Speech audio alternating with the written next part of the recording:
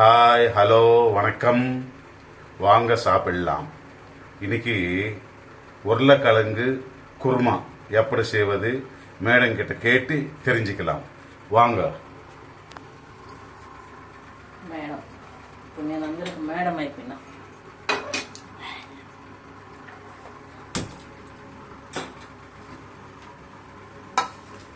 இது ஒரே ஒரு உருளைக்கிழங்கு, ஒரு தக்காளி நறுக்கி வச்சுருக்கேன்.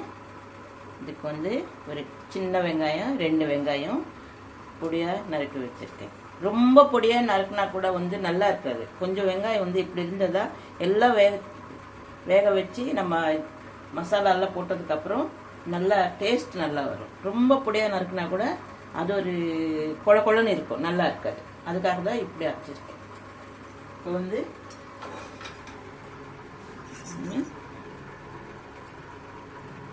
எண்ணெய் ஒரு 3 டீஸ்பூன் எண்ணெய் போதும். எண்ணெய் தாளிக்கிறதுக்கு நான் தான் சொல்லியிருக்கேன்ல, வடகம். இந்த குருமாக்கு, காரக்குழம்புக்கு இதுக்கெல்லாம் வடகம் போட்டால் நல்லா இருக்கும். 2 சோம்பு. இது சோம்பு, முதல்ல சோம்பு போட்டு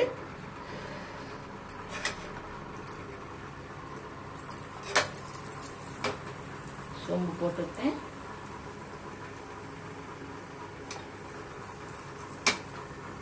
இதுக்கு எண்ணெய்லாம் நிறைய போடக்கூடாது, நான் கொஞ்சமாக தான் போட்டிருக்கேன், 2 ஸ்பூனு. இப்போ வடகம் போட்டுக்கலாம்.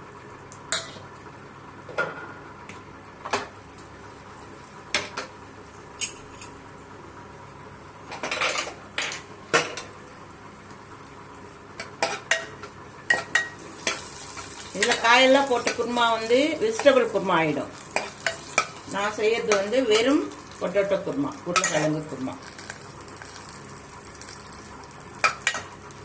சிலர் உருளைக்கிழங்கு வேக வச்சு கூட போட்டுக்குவாங்க.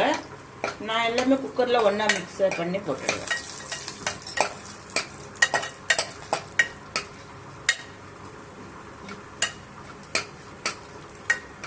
வடகம் கொஞ்சம் கருப்பாக வரணும், அப்போதான் வடகம் நல்லா வேகும், ஸ்மெல்லு நல்லா வரும். இப்படியே போட்டோம்னா அது ஒரு பச்சை வாடை வரும். அப்படி இருக்கக்கூடாது, நல்லா கருக்கணும்.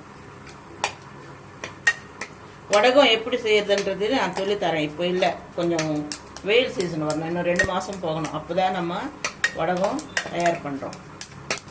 அப்போ நான் வைக்கிறேன் உங்களுக்கு. இதான் வடகம் இந்த கலருக்கு வரணும். அப்போ தக்காளி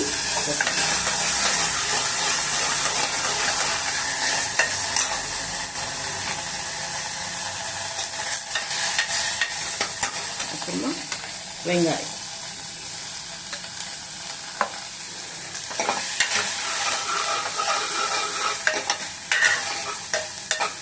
இன்னும் பொடியாக நறுக்குனா கொழ கொழன்னு வரும் குருமா. வெங்காயம் எல்லாம் அவ்வளோ பொடியாக நறுக்கக்கூடாது. இப்போ இந்த மாதிரி நறுக்குனாலே போதும். கட் பண்ணுறது இது 2 விசில் வந்ததுக்கப்புறம் குருமாலாம் நல்லா கரெக்டான பதத்துக்கு வரும்.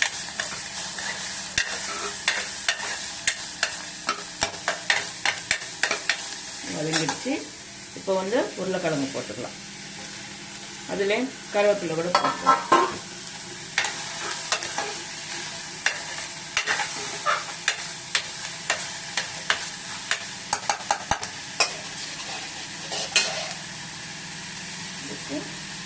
உப்பு போட்டால் கொஞ்சம் சீக்கிரமாக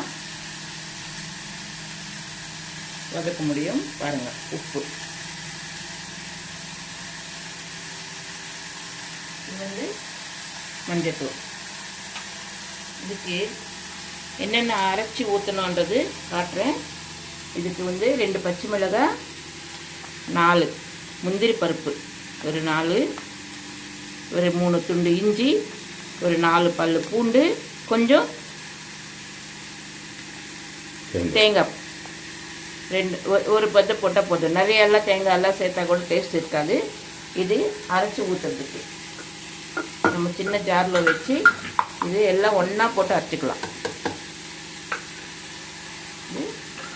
ஒன்றா போட்டு இதை வதக்கிறதுக்குள்ள நம்ம இது ரெடி பண்ணிக்கலாம். இது கொஞ்ச நேரம் வதங்கணும்.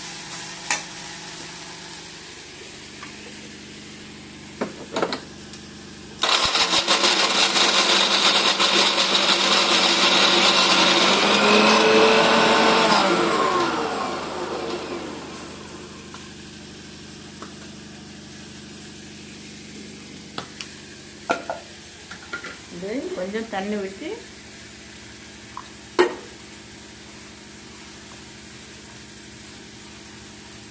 நைஸாக அரைச்சிக்கணும். கொஞ்சம் மண்டா தண்ணி போட்டு நைஸாக அரைச்சி அதில் ஊற்றணும்.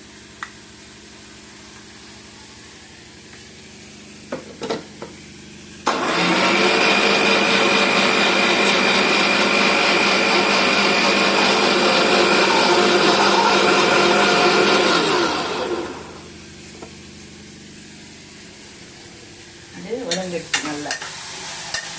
சரிங்களா? இப்போ இதையும் இதில் சேர்த்துட்டு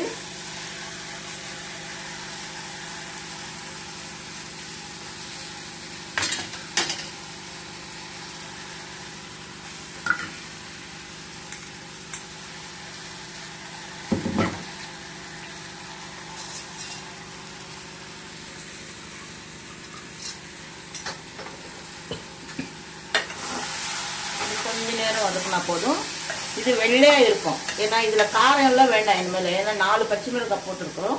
அந்த காரமே போதும். இந்த குருமா வந்து வெள்ளை கலரில் இருக்கும். ஒயிட் குருமா பார்த்தீங்களா? அப்புறமா தண்ணி விட்டுக்கோங்க.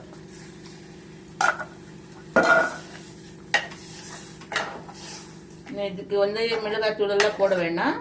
ஒரு 4 பச்சை மிளகாய் போட்டிருக்கேன். ஏன்னா கொஞ்சமாக இருக்கிறதுனால இன்னும் கொஞ்சம் ஜாஸ்தி உருளைக்கிழங்கு வெங்காயம் போட்டோம்னா இன்னும் 2 பச்சை மிளகாய் சேர்த்துக்கோங்க. அதுக்கு தகுந்தா போல. அவ்வளவுதான். இப்போ இதில் உப்பு மஞ்சத்தூள் எல்லாம் சேர்த்துருக்குறோம்.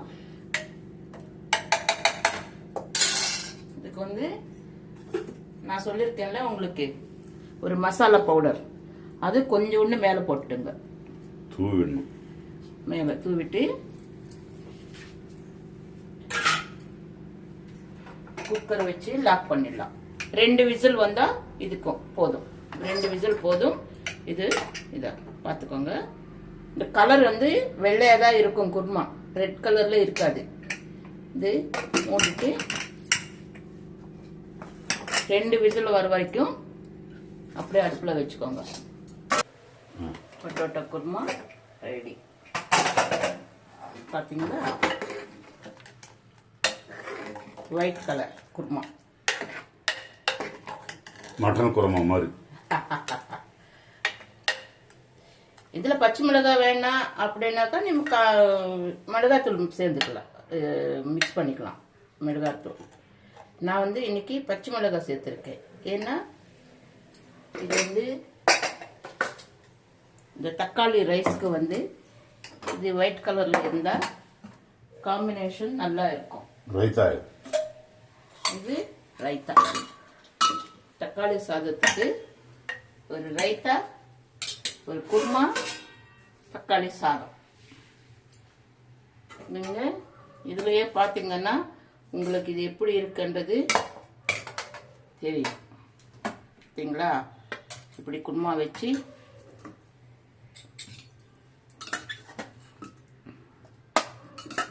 கொஞ்சம் ரைத்தா வச்சு நல்லா மிக்ஸ் பண்ணி தொட்டு தொட்டு சாப்பிட்டா சூப்பராக இருக்கும். இதே மாதிரி செஞ்சு நீங்கள் சாப்பிட்டுட்டு எப்படி இருக்குன்றது லைக் பண்ணி ஷேர் பண்ணி சப்ஸ்கிரைப் பண்ணுங்க. இதுதான் தக்காளி ரைஸு உருளைக்கிழங்கு குருமா ரைத்தா காம்பினேஷன். பார்த்தீங்களா? மேடம் சொன்னது அதே மாதிரி தயார் பண்ணி வயிறு நிறையா சாப்பிடுங்க. ஹாப்பியாக. Advance happy Pongal. தேங்க்யூ.